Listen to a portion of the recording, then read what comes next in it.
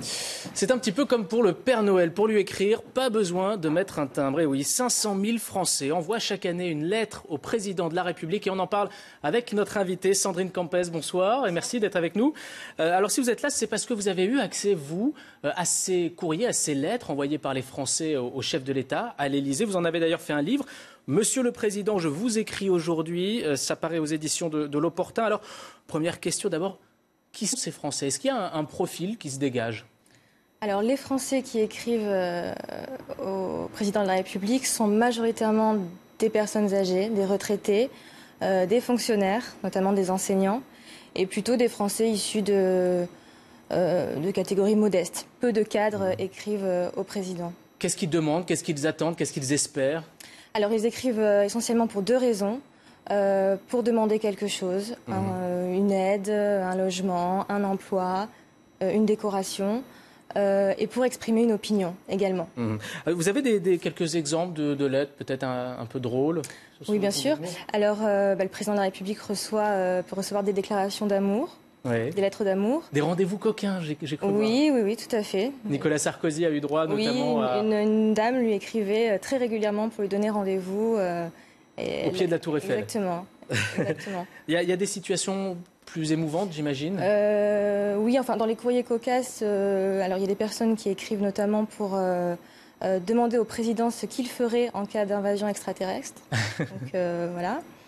Un marabout aussi qui s'adresse au Oui, président tout à fait. Des médiums aussi qui lui écrivent en lui disant attention, ne prenez pas tel avion, il risque de s'écraser, c'est trop dangereux.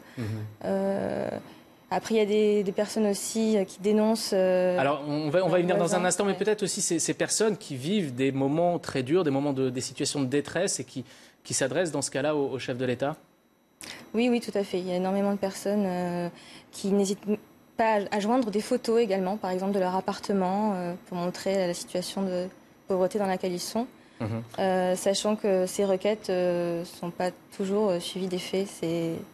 Même si l'Élysée est censé accélérer certaines démarches, c'est plus compliqué que ça dans la réalité. Les courriers sont parfois transmis à certains ministères, Exactement, oui, dans les préfectures, dans des administrations concernées, oui, tout à fait. Alors, vous avez évoqué d'un mot là ces Français qui dénoncent en quelque sorte leurs compatriotes. Ça arrive souvent, ça? De temps en temps, oui, effectivement.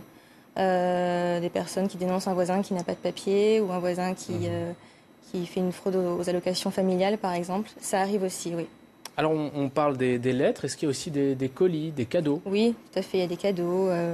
Par exemple, Nicolas Sarkozy recevait beaucoup de chocolat, puisqu'on sait qu'il aimait bien ça. Des fleurs, des livres. Voilà. Une petite culotte, une fois. Oui, exactement, qui avait été conservée. Tout à fait. Alors, c'est un service spécifique qui gère tout ce courrier. Ça s'appelle le service de la correspondance présidentielle.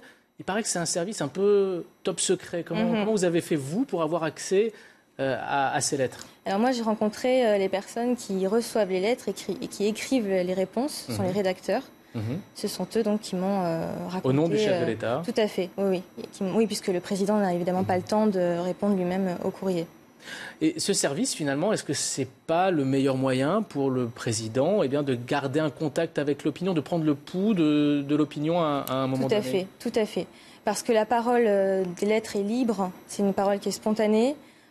Qui n'est guidée par aucune question et qui est très souvent argumentée. Les Français argumentent leur prise de position.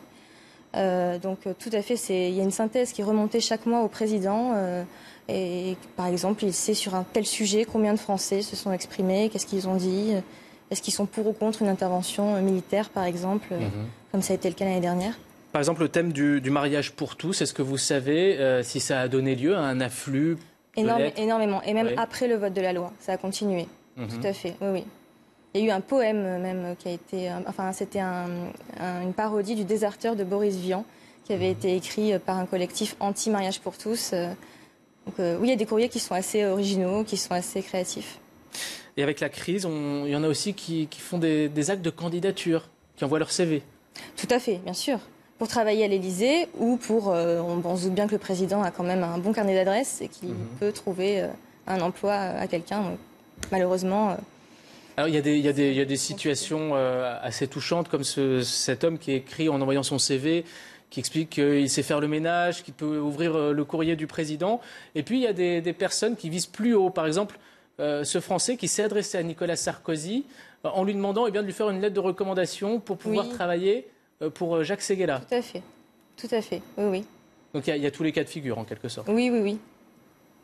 Très bien. Merci beaucoup d'être venu nous parler un petit peu de ces lettres qui restent secrètes pour la plupart, mais on voit ce livre donc, que vous avez pu publier aux éditions de L'Opportun et qui compile donc quelques extraits de ces lettres adressées au chef de l'État.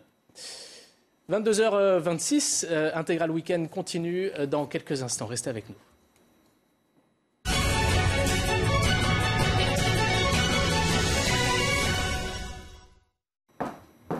Et ce sera la météo avec Chloé Nabédian dans un instant. On reste ensemble sur les télé. Retrouvez la météo avec Page Jaune.